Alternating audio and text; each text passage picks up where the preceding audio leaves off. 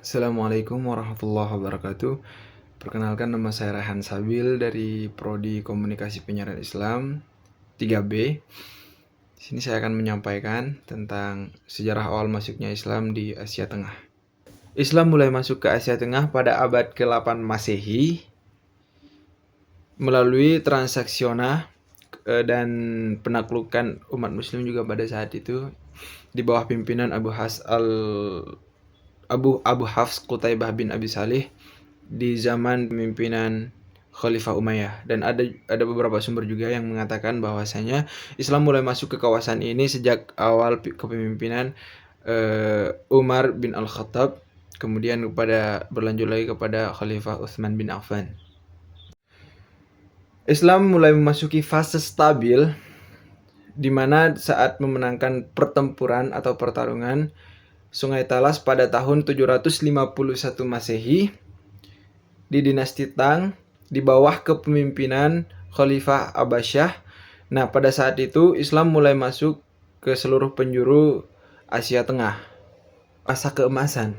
Jadi pada abad pertengahan Asia Tengah sudah menjadi pusat peradaban Islam, dan di sana banyak muncul tokoh-tokoh yang sangat luar biasa seperti ilmuwan, sastrawan, cendekiawan dan lain sebagainya muncul di sana, dan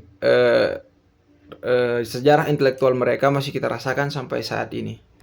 Nah, kemudian kita memasuki tentang karakteristik dakwah Islam di Asia Tengah. Yang pertama itu adalah akulturasi budaya. Seringkali dakwah di Asia Tengah itu menggunakan akulturasi budaya lokal lah, bisa dikatakan budaya lokal, karena terlihat dari arsitektur masjid, kemudian adat istiadat dan bahasa yang digunakan dalam beribadah.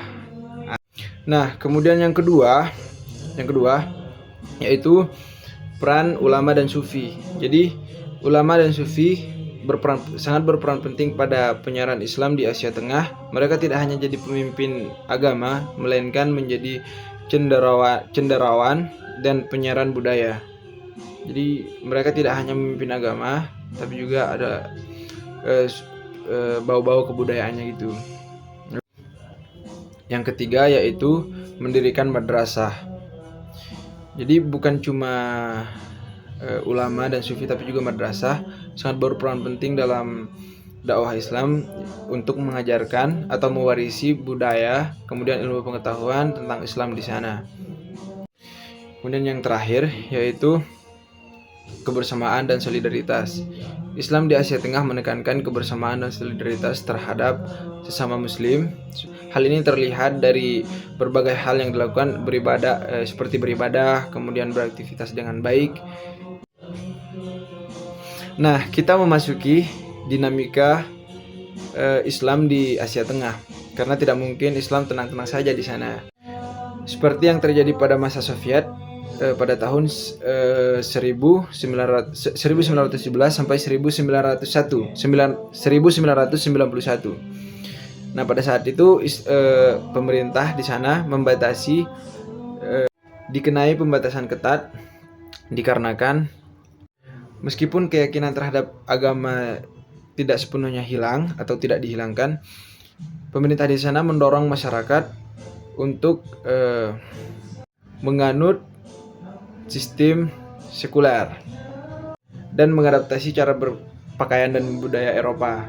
Aksara Arab juga yang sebelumnya digunakan diganti ke Latin, sehingga diganti lagi ke aksara Sirilik. Nah, pada saat itu banyak orang yang meninggalkan cara-cara tradisional mereka dalam beribadah, kemudian mereka banyak yang keluar dari agama-agama mereka. Kemudian yang kedua, masa pasca Uni Soviet. Nah, setelah kebangkitan Uni Soviet, Islam mulai berkembang lagi nih teman-teman.